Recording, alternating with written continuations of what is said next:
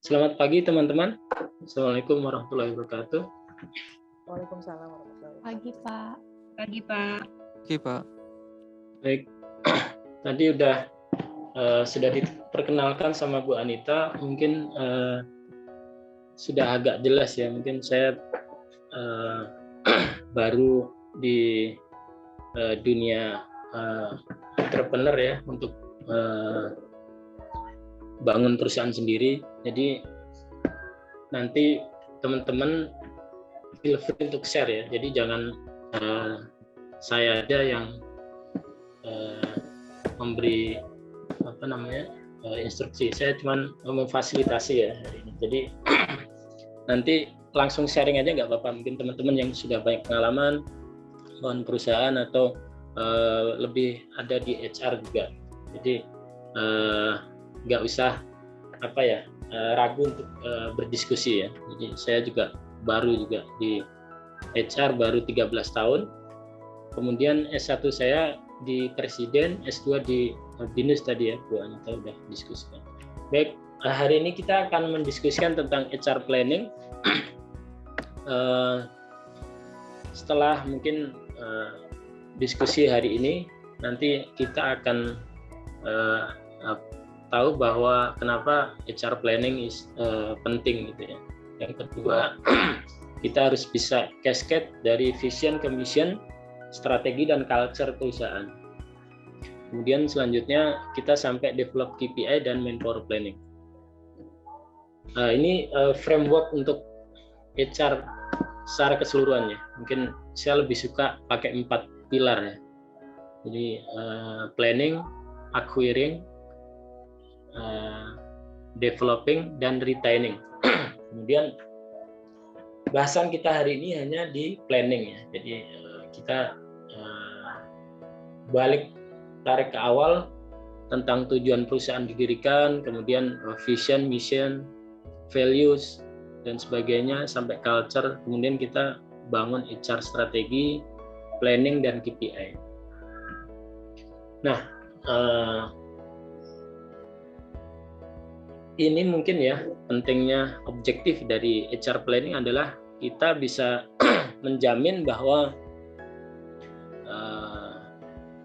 kita cocok dari segi karyawan atau best fit dari segi karyawan dan pekerjaannya. Jadi kita menghindari manpower shortage atau kekurangan karyawan dan kelebihan karyawan. Ini mungkin saya beri contoh karyawan yang ada yang kebanyakan, ada yang kekurangan. Kalau di kesehatan pasti ya, mungkin banyak kurangnya karena kita ada corona ini. Kemudian ada bahkan yang nggak di kesehatan juga, di penerbangan harusnya kan kelebihan ya. Tapi ada juga yang kekurangan karena tidak apply atau dia sudah bikin manpower planning tapi ada faktor lain yang kurang di consider gitu. Jadi akhirnya kekurangan juga. Padahal harusnya kalau maskapai kelebihan. Kemudian sell itu kelebihan juga. Nah, ya di sisi lain ada juga kesehatan yang harusnya menyerap banyak tenaga kerja, harusnya kurang ya, tapi dia malah kelebihan. Yang selanjutnya Kombivar, ini kesehatan, tapi dia bisa bertahan tanpa PHK karyawan. Cinemax itu kan bukan esensial ya, bukan kritikal di COVID ini ya, industri yang sempat ditutup lama, sempat dibuka, sekarang ditutup lagi. Jadi hampir bisa dikatakan tidak ada aktivitas di Cinemax gitu. Tapi mereka masih bisa bertahan ya. Dan tanpa PHK karyawan. Itu mungkin ada strategi mereka yang bagus gitu. Jadi manpower planning-nya di sisi paling kanan ini jalan. Mereka bisa terapkan. Baik, selanjutnya kita akan mulai dari kembali tarik ke belakang, vision, mission, value, culture, dan strategi ya. Ini pembahasannya agak panjang tapi mungkin agak menarik karena kalau menurut saya ya, mungkin karena kita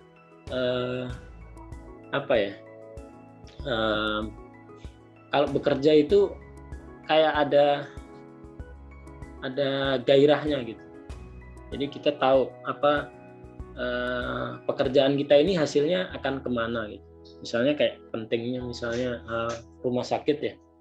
Jadi dia ada dampaknya ke masyarakat secara langsung, life atau kehidupan orang bisa diselamatkan gitu. Baik, ini gambaran vision. Dari vision misalnya ini contoh gampangnya kita naik ke gunung ya, naik gunung. Jadi visionnya adalah mencapai puncak suatu gunung, misalnya gunung Everest itu. Kemudian kita tetapkan itu yang akan kita achieve. Dan values dari objektif kita adalah kita tidak menggunakan external help ya, atau tanpa bantuan, bantuan tambahan oksigen atau misalnya kita naik helikopter sampai mana gitu enggak, tapi kita pakai usaha kita sendiri dan tanpa oksigen, enggak cheating lah gitu. Jadi itu prinsipal atau etik kita, the values kita atau nilai-nilai yang kita pegang. Atau misalnya dari kita kerja, kita nggak mau disogok dan nggak mau menyuap gitu. Itu values dari kita atau bisa juga perusahaan. Kalau kita jadi share values gitu. Kemudian missionnya, ini mission dari bawah. Jadi kita pertama itu siapkan kesehatan kita tentunya ya, dan kondisinya dan waktu. Tentunya waktunya kan takes time ya, banyak ya. Jadi itu bagaimana kita achieve ya. Jadi milestone-nya itu seperti apa. Kemudian dari mission itu kita bikin target tiap 5 tahun, tiap setahun. Kemudian kita buat quarterly dan bulan atau hari. Dan kemudian strateginya itu berkaitan sama gimana sih rute yang paling tepat untuk kita mencapai Everest gitu ya. Jadi jalan yang paling efektif untuk mencapai Everest gitu, gunung itu strateginya. Jadi itu mungkin gambaran yang simple ya untuk cascade dari vision sampai value, strategi, mission, target juga. Nah, kita terapkan ke contoh ke satu perusahaannya.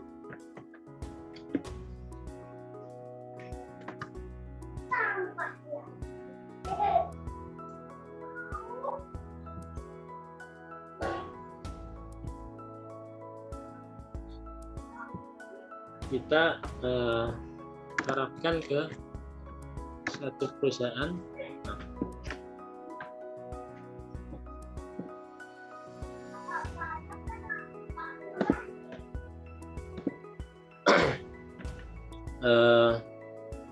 Jadi vision itu adalah gambaran kita jauh ya. Jadi 5 atau 10 tahun. Nah, kenapa 5 atau 10 tahun paling pendek itu? Karena kita harus melihat jauh ke depan. Nah, banyak dari perusahaan itu yang CEO-nya tidak share vision dan mission perusahaan itu apa gitu. Ini banyak juga.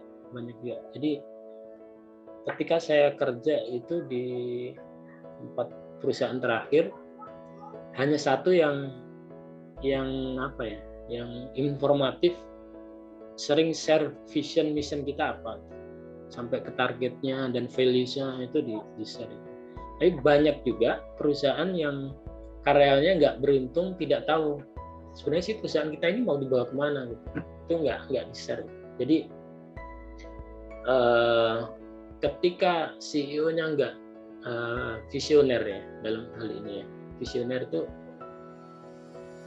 tidak mempunyai vision yang jelas dan tidak share ke bawahannya, itu manajernya itu nggak bisa ngelihat. Jadi kayak kalau pesawat itu jarak pandangnya kurang gitu. Jadi kalau misalnya ada kabut, maka jarak pandangnya nggak aman, bahkan nggak bisa ngelihat 5 tahun, setahun aja nggak bisa ngelihat. Itu terjadi juga kemarin kan, ketika 2019 bikin target atau objektif 2020, karena pandangannya nggak jauh maka nggak kelihatan.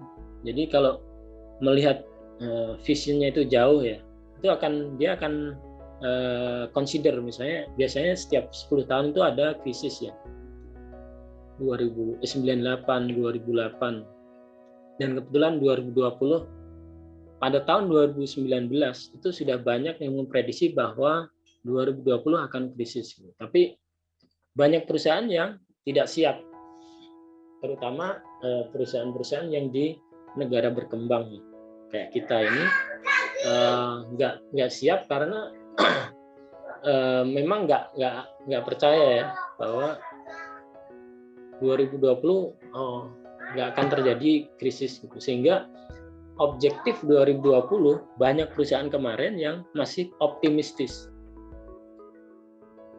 naik targetnya, objektifnya naik. Jadi manajer-manajer diberikan target tetap naik. Jadi salesnya tetap naik 20%. Padahal kita tahu 2020 hampir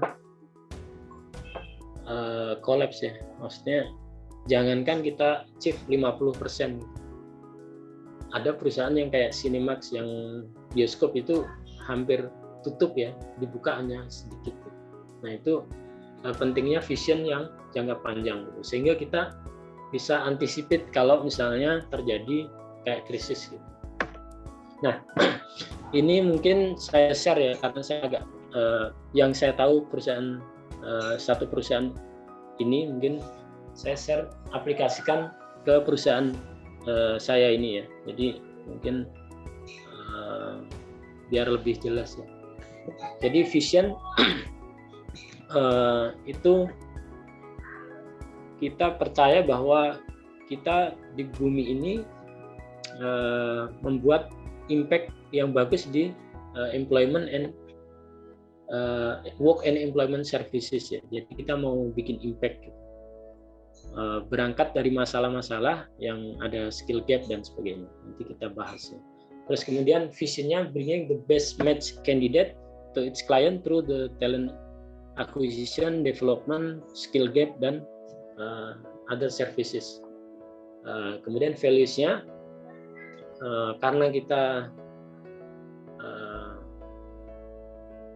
membuat impact ke society dan industri ini, maka kita harus passionate ya, karena kalau nggak punya passion kita akan cepat bosen.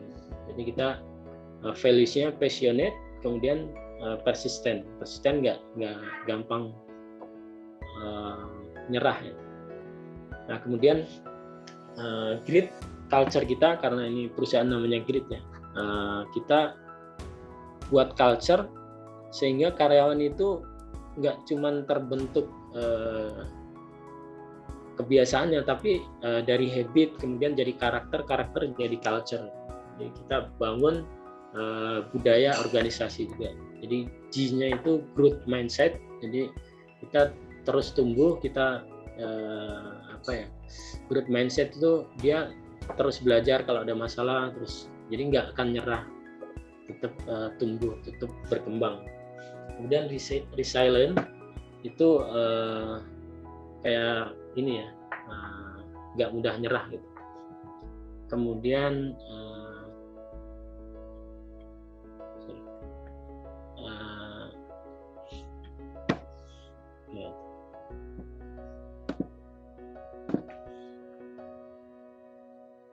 insting.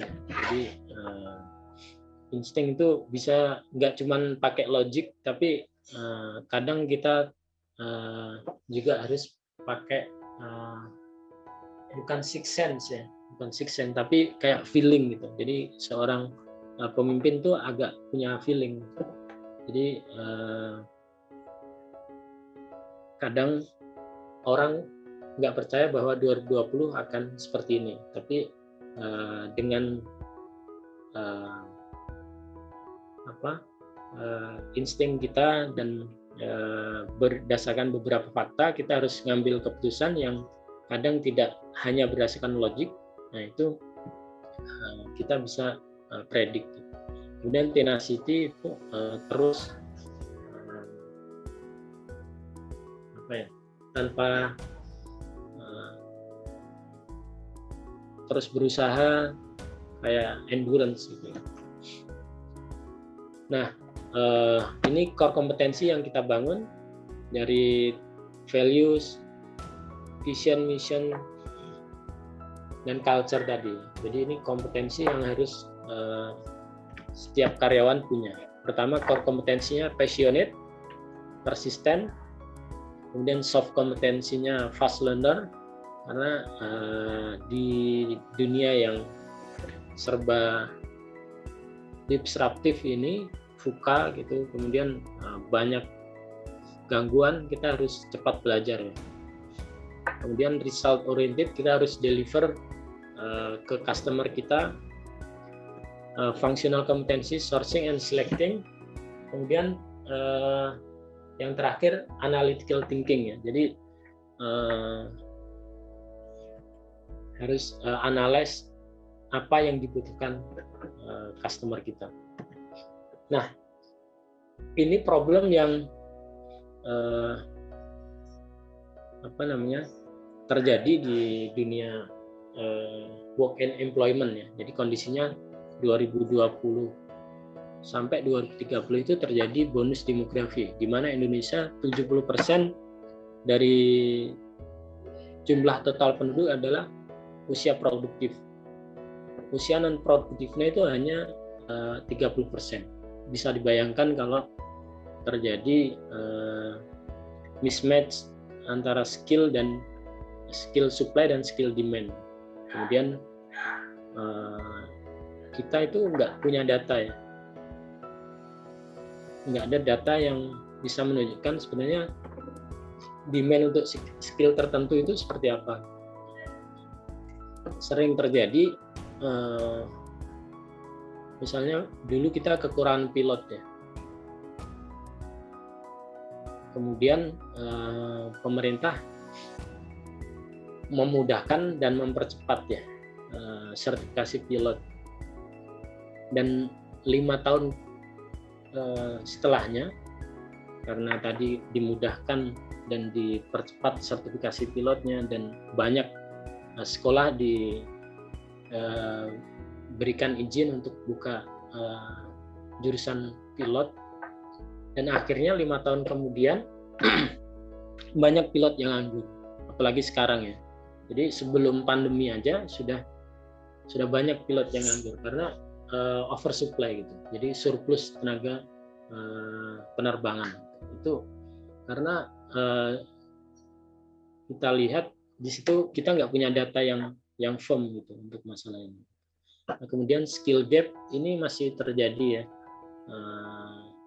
Yang dibutuhkan mungkin S1, tapi kebanyakan kita masih bahkan SMA sama SMP gitu. Jadi gapnya masih jauh karena indeks human development kita masih rendah dibandingkan kita nomor 171 ya, human capital index, human development index. Dibanding negara di Asia Tenggara kita masih kurang, jadi masih ada skill gap di sini. memang kita nggak sendiri di sini ya. Jadi ada kolaborasi antara pemerintah, education, sama dunia industri. Jadi kita kolaborasi sama 3 atau tripartite bahasa HR-nya. Nah, berangkat balik lagi kita harus analisa SWOT-nya ya. SWOT-nya. Jadi strength, weakness, opportunity, sama threat. Teman-teman sudah dapat pelajaran ini ya di S1 dan S2 juga ada. Nah, internal sama eksternal. Kalau internal kita tuh lihat strength dan weakness kita. Kemudian kita lihat opportunity di luar dan threat-nya ya untuk eksternal faktor. SO itu yang menolong kita, WT itu yang agak bahaya kalau kita kebaikan weakness sama threat. Nah ini di employment services ini banyak ya sebenarnya. Mungkin nggak semuanya saya ambil. Ini grid kita akan compare sama Gig Hunter ya. Mungkin teman-teman yang ada background-nya S1-nya di IT pasti tahu Gig Hunter ya. Jadi dia IT consultant juga. Nah, yang di sini itu tentang Jobstreet, karir, Glints, itu job portal. Ada kerja, karir, itu job portal. Nah, kita coba aplikasikan untuk SWOT analisisnya. Jadi Gig Hunter sama Grid-nya. Jadi establish-nya di 2003, kemudian Grid-nya 2010. Maka kalau kita lihat SWOT analisisnya ini di W ya, weakness-nya untuk Grid ya. Kemudian database Gig itu 70.000, kita baru 30.000. Jadi itu weakness juga. Kemudian brand awareness, teman-teman sudah tahu Gig, mungkin Grid belum. Jadi high, kita masih low. Jadi weakness juga. Kemudian recruiter, nah mereka kebetulan baru 2013 ya, fresh grad. Kayak di rekrutmen baru 7 tahun lah. Kemudian kita udah lama karena tadi berangkat dari rekrutmen konsultan saya di 3 perusahaan, terus teman juga di partner di headhunter udah lama juga, jadi sekitar 15-an tahun. Maka itu strength kita. Nah, yang kedua kita akan analisa tentang opportunity dan threat-nya ya. Establish ini bisa dirubah atau enggak? Kalau enggak berarti itu threat-nya. Jadi karena nggak bisa dirubah, kita kan nggak bisa memutar waktu ya. Jadi kita centang di thread-nya satu. Kemudian database, nah ini kita bisa rubah kalau kita perbanyak database-nya. Jadi kita ini opportunity-nya. Kemudian brand awareness, ini bisa dirubah atau enggak? Bisa tentunya kan. Kalau kita sering branding ya, melakukan branding dan promotion, melakukan marketing, promotion dan sebagainya. Jadi kita ini centang opportunity, maka di total SWOT-nya S-nya 1, W-nya 3, O-nya 2, dan T-nya 1 ya. Jadi kalau kita lihat yang paling banyak adalah W sama O ya. Maka kita lihat W dan O. Nah,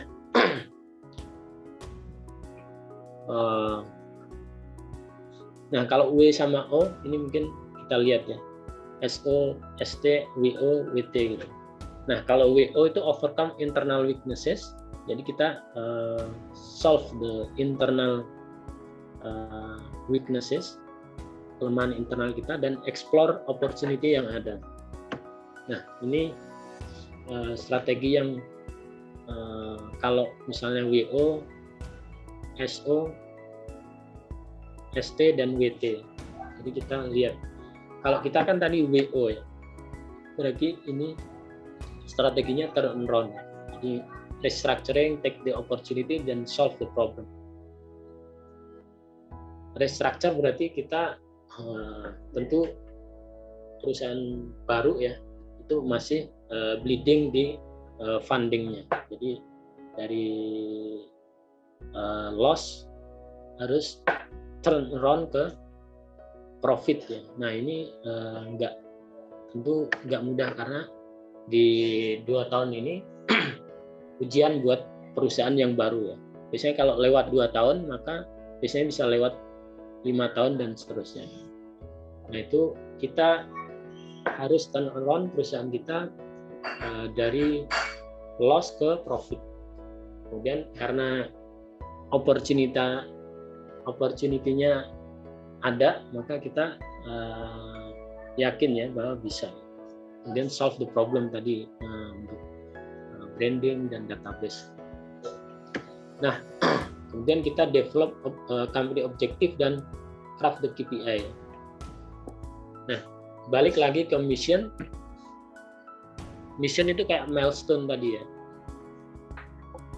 Sebenarnya sih teman-teman saya yakin udah banyak yang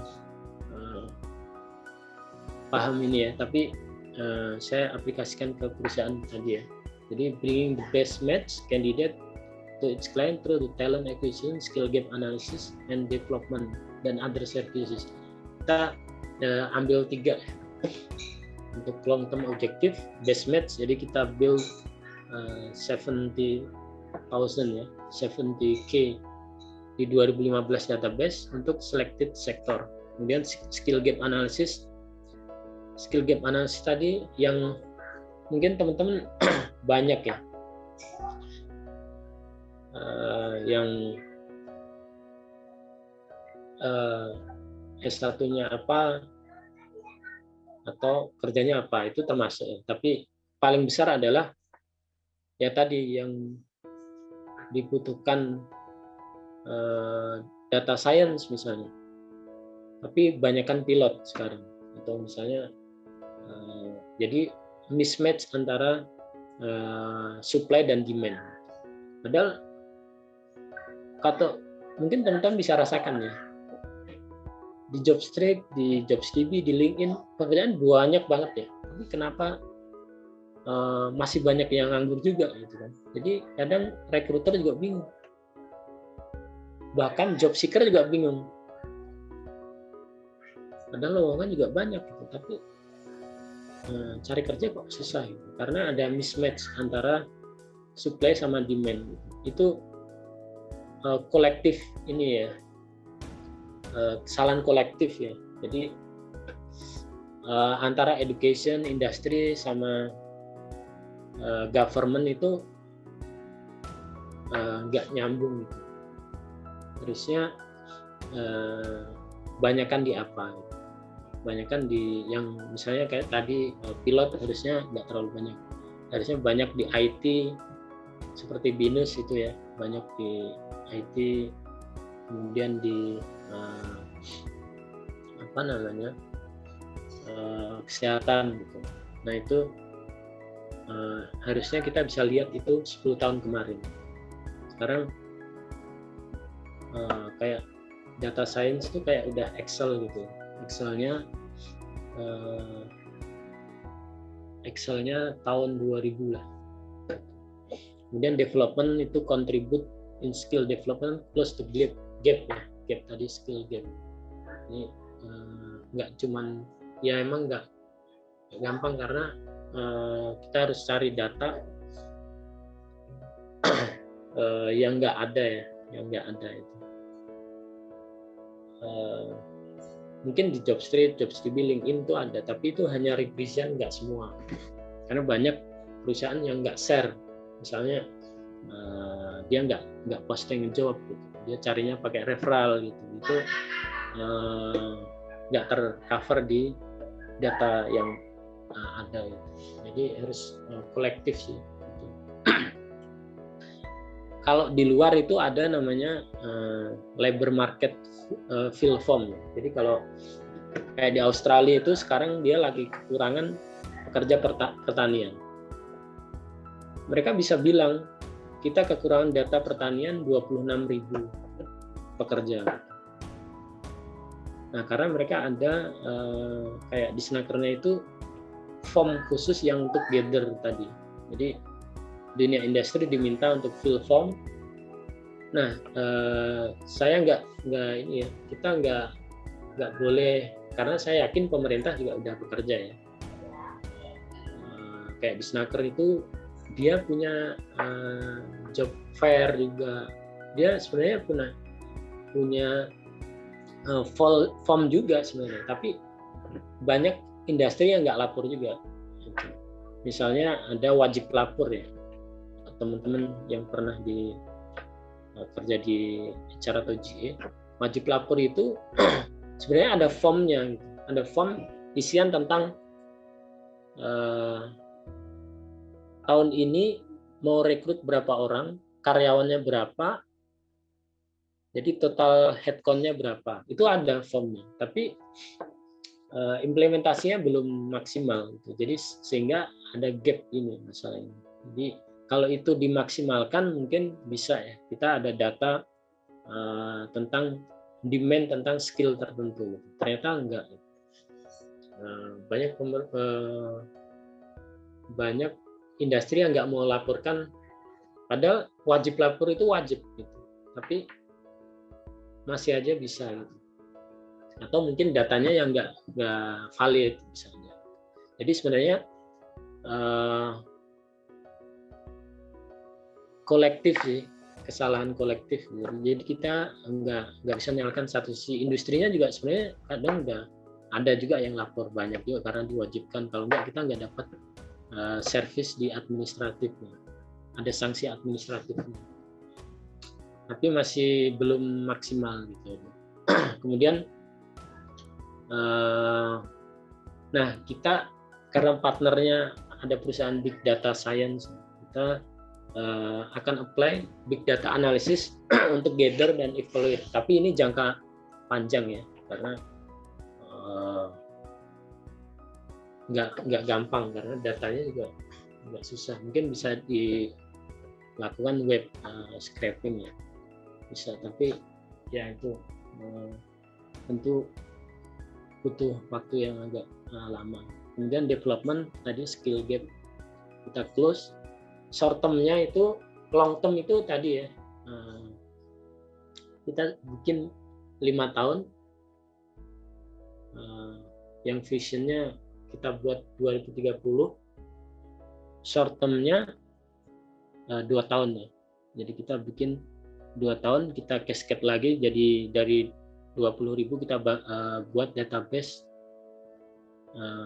untuk 2021 sampai 2022 itu 20.000 database. Kemudian upskill konsultannya karena karyawan kita konsultan untuk data science, dan developmentnya untuk tadi exercise untuk menjadi certification affiliation ya, mungkin international certification. Jadi itu untuk link antara mission sampai 2 tahun objektifnya. Kemudian yearly-nya dari 2 tahun kita turunkan lagi. Jadi build 7.500 database ya untuk IT dan engineer. Jadi kita nggak bisa semua ya, karena sebenarnya sih kenapa kita pilih IT dan engineer, karena berdasarkan tadi insting kami,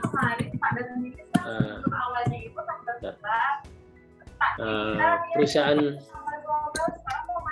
yang dibutuhkan adalah tadi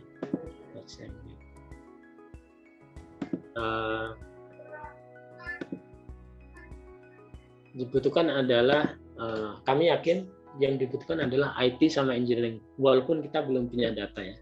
Karena pertama kita ada untuk engineering kita energi transisi ya. Jadi dari PLTU kita dulu mau bangun 35.000 megawatt gencar-gencarnya, kemudian tahun ini kita udah stop bangun PLTU karena itu tidak eco-friendly ya, karena kita dari batu bara, kemudian juga asapnya juga gitu. Jadi itu PLTU kita close project tahun ini ya, pemerintah lah ya, bukan kami. Tapi ada transisi kita udah mulai punya PLTB di Sidrap ya. Kemudian kebetulan perusahaan saya sebelumnya saya ikut involve di bangun gardu induknya untuk PLTB itu tenaga angin ya di Sidrap Sulawesi. Kemudian kita sudah punya PLTS, PLTA dan mini hydro ya. Jadi itu udah bahkan geothermal termasuk kita paling besar ya, karena panas bumi kita cukup bagus ya potensinya. Jadi kita sudah punya geothermal itu. Jadi dari energi yang tadi PLTU yang non atau yang enggak eco-friendly ya, enggak bagus buat bumi, kita beralih ke energi terbarukan. Nah, di situ kami lihat 2030 kita akan kekurangan engineer untuk renewable energies di situ. Kemudian IT sama ICT lah ya untuk data science, dan kebetulan yang paling susah itu yang eksekutifnya ya, CTO itu susah. Jadi fokus kami di dua itu karena banyak ya sebenarnya kompetitor itu banyak untuk saya kerja di Fircroft JAC, Fircroft tutup padahal chance-nya juga banyak gitu, karena mereka fokus juga di oil and gas, tapi oil and gas kita lagi down ya, karena harga minyak jatuh juga. Kemudian ada JAC, Michael Page, Brunel, terus banyak lah, mungkin ada sekitar puluhan ya, 30 perusahaan rekrutmen. Nah untuk itu tapi sebagai user waktu itu kami melihat, karena kami di corporate juga melihat mereka nggak deliver karena mereka nggak fokus, mereka kayak palu gada gitu, nggak niche di satu industri atau posisi. Jadi kita berangkat dari situ, mereka nggak deliver, kita ternyata perlu gitu. Apalagi yang impact tadi untuk secara untuk nasional ya, skalanya nasional, bahwa kita nggak ada data tadi. Nah, ketika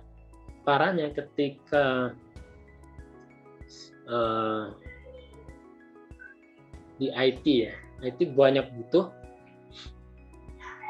Kebetulan 2030 kita banyak orang juga, jadi kita harus banyak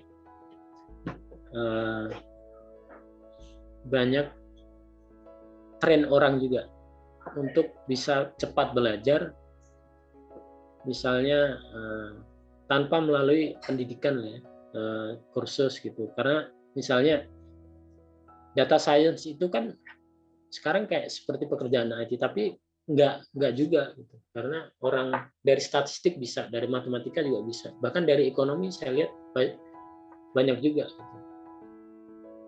Jadi bisa ternyata kalau kita berikan training yang diperlukan. Jadi untuk speed up shortage tadi, kekurangan manpower, kita bisa melakukan percepatan dengan training ya, sertifikasi dan sebagainya. Kemudian engineering kan kita dari PLTU ya, PLTU kemudian ke energi terbarukan, itu close the gap-nya dengan itu. Kemudian kita turunkan semuanya, jadi kita targetnya dikecilin aja gitu ya. Jadi dari tahunan, quarterly, tahun dibagi 4, kemudian ke bulan dibagi 3 ya, kemudian ke weekly kita bagi 4 lagi. Jadi kita ketemu weekly objective, dan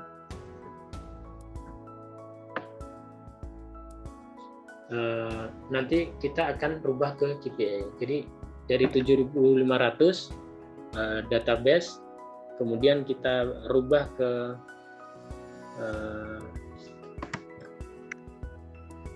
ke apa namanya quarterly kita rubah ke monthly dan weekly. Nah, kita bangun KPI-nya atau objektif dan key result ya, OKR ya. Tadi weekly objektifnya kan ini ya, build 160 IT database dan engineering, kemudian attend dan sebagainya. Ini kita rubah ke individual objektif. Jadi kita buat, jadi misalnya weekly-nya ini berapa, kemudian kita untuk satu orang berapa sih sebenarnya mampunya gitu. Jadi ternyata 50. Nah, kalau misalnya ini nanti juga bisa untuk manpower planning ya. Sebenarnya orang satu mampunya berapa untuk collect database-nya, gather database itu. Nah, kalau 160 berarti kita butuh berapa gitu. Nanti seperti itu kita akan discuss ya di manpower planning. Nah, kalau individual untuk nentuin objektif itu 3 kali key result ya. Key resultnya tadi build 50 database, attend 1 event, build networking, dan 1 sales lead. Nah, kita kalikan 3.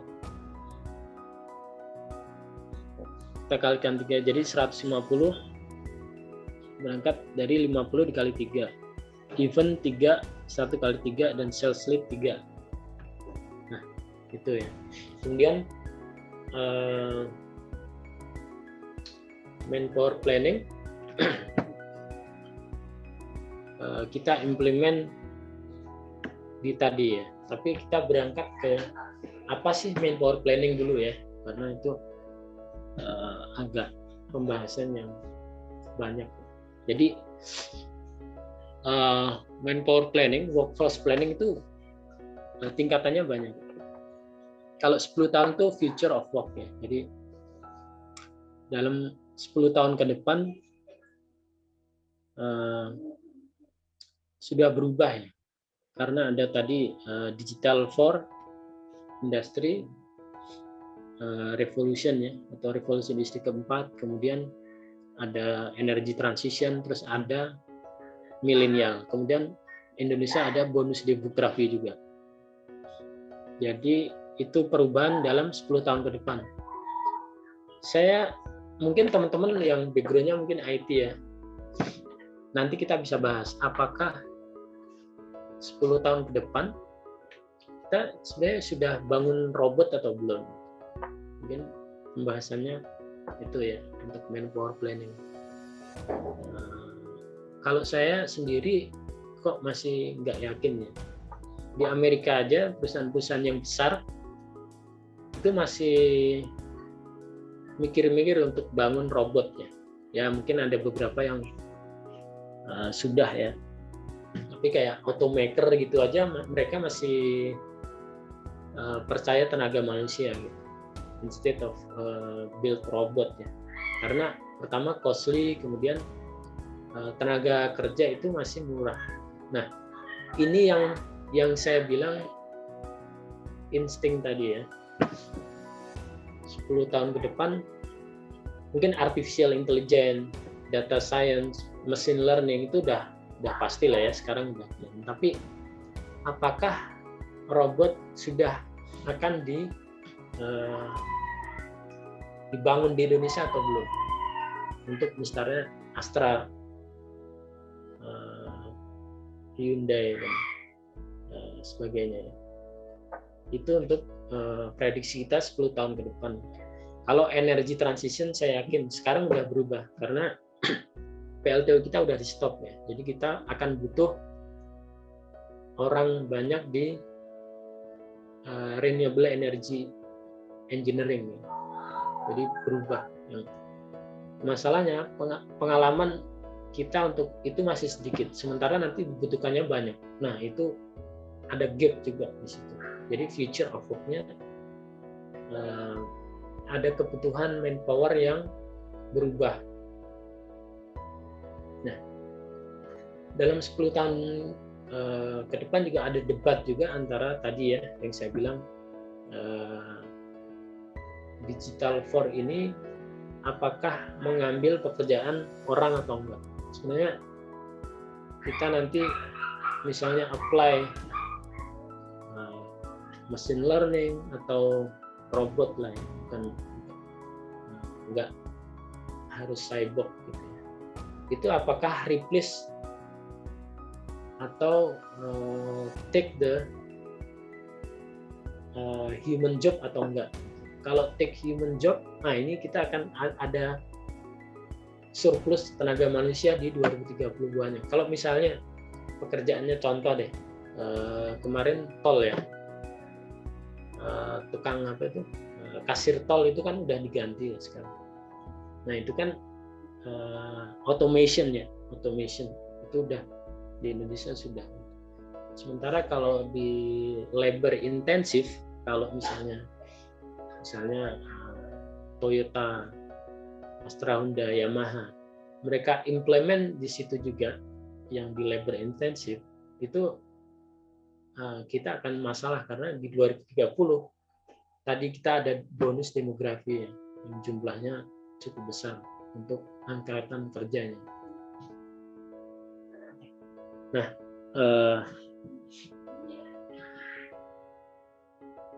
kalau misalnya kita sudah aware di situ, kita sebagai perusahaan, misalnya bukan ini ya, perusahaan kita di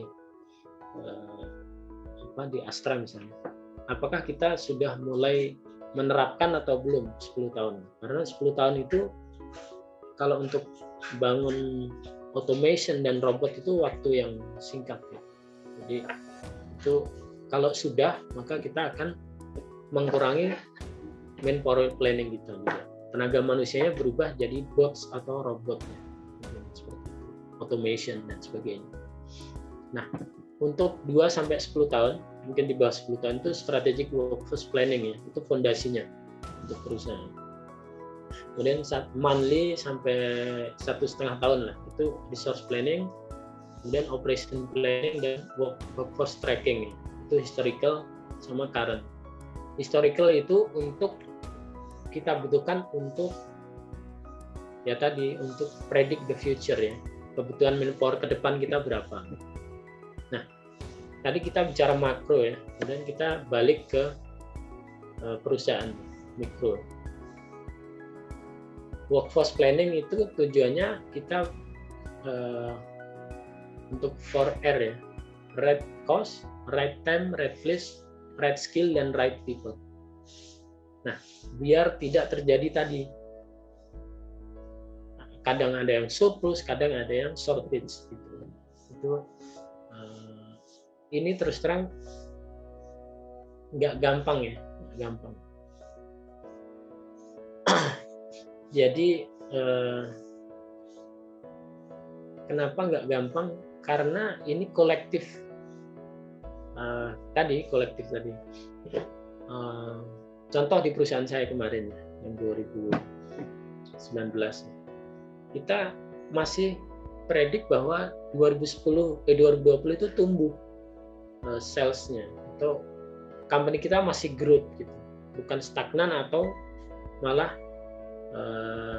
turun ya, downsizing gitu untuk manpower, karena masih optimistis. Nah, itu kan strategic goal ya, strategic goal atau top management level decision ya. Ketika HR kan walaupun kita memang involved di manajemen meeting, tapi ketika CEO-nya decide atau business unit dan decide bahwa mereka masih optimistik di 2020, di HR juga tentunya bikinnya juga masih growth. Jadi manpower planning kita masih nambah orangnya gitu, bukan mengurangi.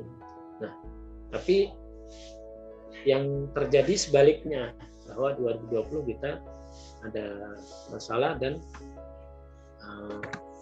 kita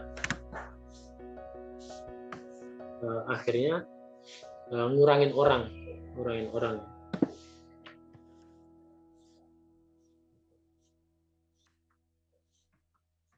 Oke.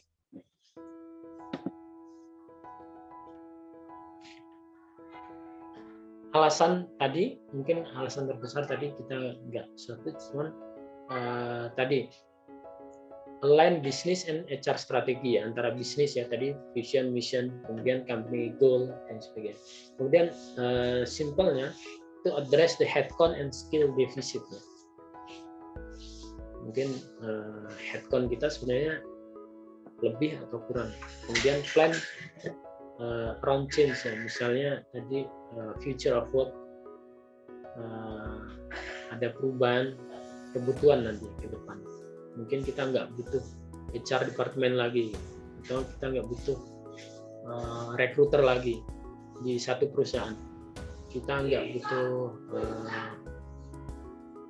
orang counting lagi, karena udah ada software yang auto generate dari sales kemudian langsung ke accounting report. Mungkin hanya dibutuhkan orang finance yang melakukan analisis, kompleks analisis misalnya.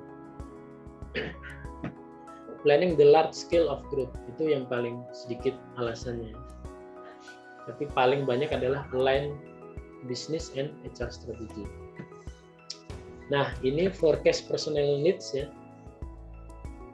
Ini metodenya. Jadi ada supply, ada demand, ada supply ya. Jadi demand ini sebenarnya orang yang dibutuhkan berapa gitu. Nah, itu metodenya ada trend analysis. Kemudian ada rasio, ada scatter plot, dan management judgment. Sebenarnya ada metode yang baru ya, karena kegagalan dari metode ini, metode 3 ini. Tapi ini masih debat juga ya, mungkin di ranah HR praktis peneliti nanti ini akan dijadikan penelitian ya. Karena di sisi lain 3 metode ini failed ya, gagal untuk prediksi 2020 sebenarnya surplus, kita akan surplus orang gitu. Tapi di HR management Jerry Dessler itu ya, itu yang saya suka pakai itu, dia masih yakin bahwa 3 ini masih tools yang masih akan dipakai untuk future, bahkan sekarang masih relevan dan future masih relevan.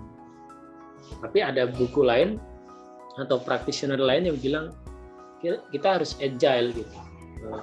Metodenya jangan pakai ini, udah nggak relevan lagi. Ini nih perdebatan untuk peneliti ya. Mungkin teman-teman yang mau ngambil research di HR mungkin bisa jadikan bahan. Tapi di buku yang saya pakai ini masih yakin bahwa ini masih tools yang relevan dan feature juga masih relevan, karena bukan toolsnya yang salah, tapi inputnya yang salah. Kan scatter plot, rasio analisis, dan trend analysis itu hanya tools. Kalau kita input salesnya naik, misalnya rasio analisis ya, rasio analisis, kita salesnya di 2025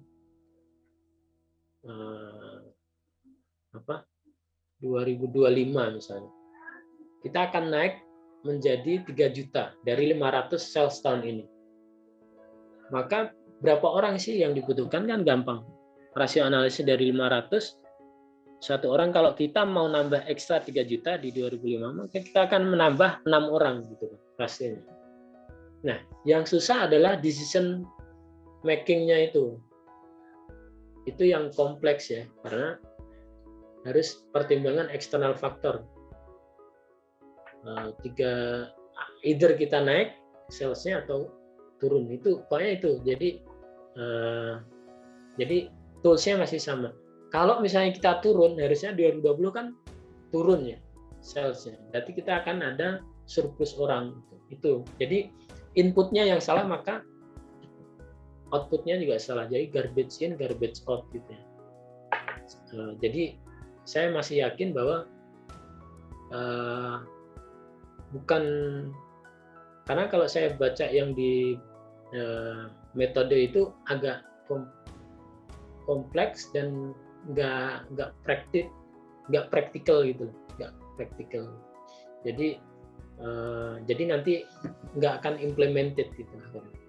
Tapi ini metode ini yang scatter plot juga trend analysis rasio itu masih dipakai.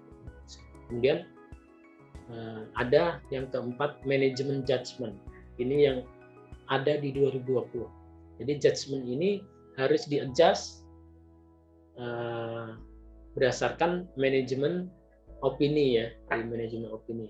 Forecast-nya ternyata ada perubahan karena either technological, misalnya tadi robot, artificial intelligence atau machine learning dan sebagainya, automation. Jadi kita nggak akan butuh orang lagi di 2025 untuk petugas tol kasir tadi ya, atau di perusahaan kita sudah tidak butuh orang legal lagi karena udah ada software atau artificial intelligence yang memberikan legal opinion. Mungkin nanti ada perusahaan yang bisa bikin itu sehingga pekerjaan lawyer terdistract ya. Accounting sudah mulai ya, karena udah ada software accounting. Jadi perusahaan-perusahaan itu nggak perlu bikin small and medium enterprise, UMKM tidak perlu punya staff accounting dan sebagainya. Tapi hanya mungkin satu orang accounting, satu orang HR itu udah cukup.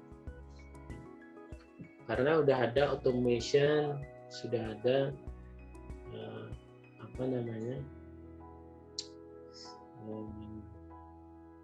data science dan sebagainya. Jadi ada management judgment, atau CEO-nya dia udah tahu, CEO-nya yakin harusnya 2020 kita ambil pessimistic plan gitu. Maaf Pak, izin bertanya. Iya Pak. Di perusahaan mana yang tadi Bapak sebutkan ada satu HR kemudian satu accounting yang bisa mengelola satu perusahaan? Itu biasanya di UMKM tuh Pak. UMKM. Jadi di perusahaan yang UMKM itu nggak aktivitasnya walaupun agak kompleks sama aja ya mungkin, tapi volumenya nggak besar. Jadi kira-kira revenue-nya berapa ya Pak kalau UMKM? UMKM sekitar kalau per bulan, teman saya ada yang per bulan 6 miliar kali 12 berapa tuh?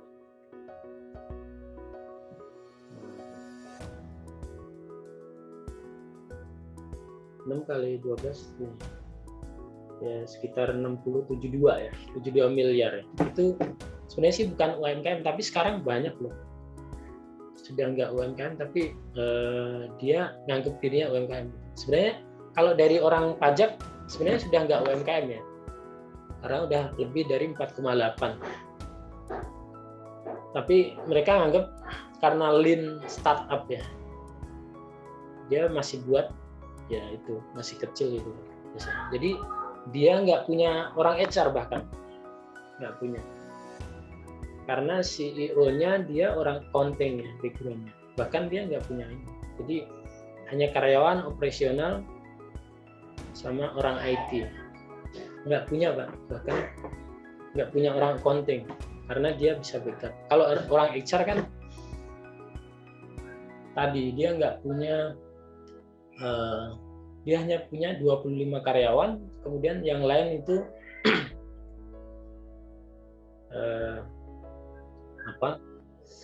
associate ya. Associate itu kayak part-time job. Jadi sekarang udah banyak Pak. Nah tapi dengan teknologi Pak ya, tentunya dia bisa gather dari sales tadi sampai accounting report ya. Tapi tentunya tetap ada campur tangan orang accounting ya. Bisa diberikan contohnya nggak Pak, gambarannya bagaimana framework-nya itu terjadi sehingga yang Bapak sampaikan tadi bisa ditangkap gitu ya. Oke, kalau untuk HR ya, kalau untuk HR itu jadi gini, sekarang sudah ada perusahaan yang membuat applicant tracking system ya, untuk jadi kita di HR itu 5 tahun ke depan saya yakin kita nggak perlu HR department, hanya cukup 1 orang HR. Jadi kalau departemen kan banyak orang, kayak perusahaan saya kemarin 11 orang. Contoh satu fungsi yang di automate itu adalah rekrutmen. Tapi tetap ya, untuk interview tetap ada orang dari usernya, ada orang dari HR satu. Jadi kita nggak perlu lagi recruiter. Recruiter tuh yang cari dari sourcing sampai selecting CV yang suitable. Nah, dengan data science itu sudah bisa dilakukan. Mungkin teman-teman bisa lebih dalam ya ceritanya, tapi saya berikan gambaran. Jadi kita masukkan requirement-nya, misalnya kita butuh project manager ya. Kemudian dengan sistem kita bahkan bisa nggak cuman orang yang aktif yang lagi cari kerja, tapi dari sosial media dan platform yang ada, kita bisa gather orang yang aktif cari kerja dan suitable berapa. Jadi nanti dari requirement-nya, misalnya kita butuh 3 orang ya. Kemudian di labor market itu ada 100 orang yang masuk sebagai yang cocok dengan itu ya, yang cocok dengan project manager. Kemudian dari 100 itu ada 20 yang aktif. 20 yang aktif ya. Kemudian ada 3 yang 90% match gitu. Nah, itu pekerjaannya recruiter, Pak. Jadi kita sampai berakhir di 5 CV lah, 5 CV untuk project manager. Nah, itu kalau kita 5 tahun ke depan bisa aplikasikan data science tadi ke HR kita, maka kita udah nggak perlu recruiter lagi. Sementara kita paling tidak biasanya punya 2 recruiter itu. Kemudian di payroll ya, payroll kan sekarang udah banyak ya software kayak yang BINUS itu apa, yang alumni BINUS itu sudah bisa juga dari kehadiran sampai keluar slip gaji. Jadi hanya butuh 1 orang HR untuk monitor tadi. Ya tetap ya mungkin pas sehari di bulan terakhir pasti pekerjaannya itu hanya itu untuk monitor sebenarnya ada kesalahan sistem atau enggak dan gagal atau enggak transfernya. Nah itu jadi automation-nya either kita punya software sendiri atau tadi software dari luar. Misalnya kayak di tempat kami pakai expert namanya, itu local develop ya. Dia juga bisa sampai dari kehadiran sampai slip gaji itu sudah bisa. Jadi kita sudah mulai mengurangi kemarin untuk orang payroll. Nah itu di payroll function. Kalau industrial relation tentunya itu enggak day to day job ya. Jadi kalau ada case, kalau HR-nya sering konsultasi sama orang legal, dan dia tahu, dia udah mappingkan apa yang menjadi industrial relation dispute gitu. Jadi kalau di HR departemen saya yakin itu bisa ya. Jadi apalagi sekelas kayak kami UMKM itu bisa. Tadi Pak ya. Nah kalau accounting ini masih agak perdebatan ya. Tapi saya yakin idealnya masih ada satu orang. Di HR juga ada satu orang. Nah, yang paling banyak tetap sih sales itu ya di satu perusahaan. Baik itu manual door to door atau yang meet in person, atau kita pakai branding, promotion dan sebagainya. Gitu Pak. Kita lanjut dulu kalau nggak ada pertanyaan. Tadi scatter plot itu relationship ya, jadi ada dua variabel yang terhubung, kemudian kita aplikasikan. Misalnya satu rumah sakit, misalnya number of beds-nya 20, maka yang dibutuhkan untuk perawatnya itu 240. Nah, kemudian 300 dibutuhkan perawatnya 260 dan sebagainya ya. Nah, pertanyaannya berapa orang yang dibutuhkan untuk 1.200 beds ya. Nah, ini kita pakai scatter plot, maka ketemu 1.210 perawat ya. Nah, itu dengan asumsi bahwa produktivitinya sama ya. Sama kayak di rasio analisis. Jadi dengan asumsi bahwa produktivitasnya sama, satu orang sama yang lain. Jadi kayak di rasio ini, satu orang sales generate 500.000 sales revenue ya, sales. Nah, ini dengan asumsi ini maka kita bisa buat rasio dan scatter plotnya. Nah, ini kalau berdasarkan rasio dan scatter. Kalau time series tadi berdasarkan waktu ya. Misalnya biasanya tahun 2015 sampai 2020 berapa orang yang dibutuhkan. Jadi dengan time series trend analysis kita bisa gather berapa orang yang dibutuhkan tahun depan. Nah, itu kemudian kita akan lihat ya untuk supply-nya ya. Supply orang internal, current staffing level ya.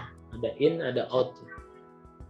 Yang out itu misalnya promotion, quit. Promotion itu maksudnya dari satu pekerjaan kan dia pindah. Jadi yang pekerjaan existingnya kosong ya. Terus ada yang turnover-nya, termination, demotion, retirement, meninggal dan layoff gitu. Itu jadi kita kurangin ini, ditambah ini, maka kita ketemu current level headcount. Itu supply-nya ya. Jadi kita akan lihat forecast-nya apakah surplus atau enggak. Kalau demand sama supply-nya sama kayak tadi ya, Cinemax, kemudian satu lagi tadi itu dia no action karena dia nggak hire juga karena nggak ada demand, kemudian supply-nya juga cukup orang, jadi dia take no action, nggak ada termination, nggak ada hiring, nggak ada firing. Kemudian kalau surplus, nah ini surplus, maka kita dengan terpaksa ada downsizing, ada layoff, ya. Ada early retirement. Kita tawarkan juga ada reduce hour sama restrict hire. Kita nggak hiring dulu. Kemudian overtime kita kurangin kalau kita surplus orang ya. Kalau forecast-nya shortage, maka kita akan melakukan rekrutmen dan selection untuk kayak misalnya tadi rumah sakit. Bahkan pertanyaannya, bagaimana kalau eh, kayak tadi rumah sakit ya, tiba-tiba kebutuhan orangnya 5 kali lipat. Nah, itu harus ada mitigation plan untuk orangnya. Mungkin dari saya cukup sekian ya dari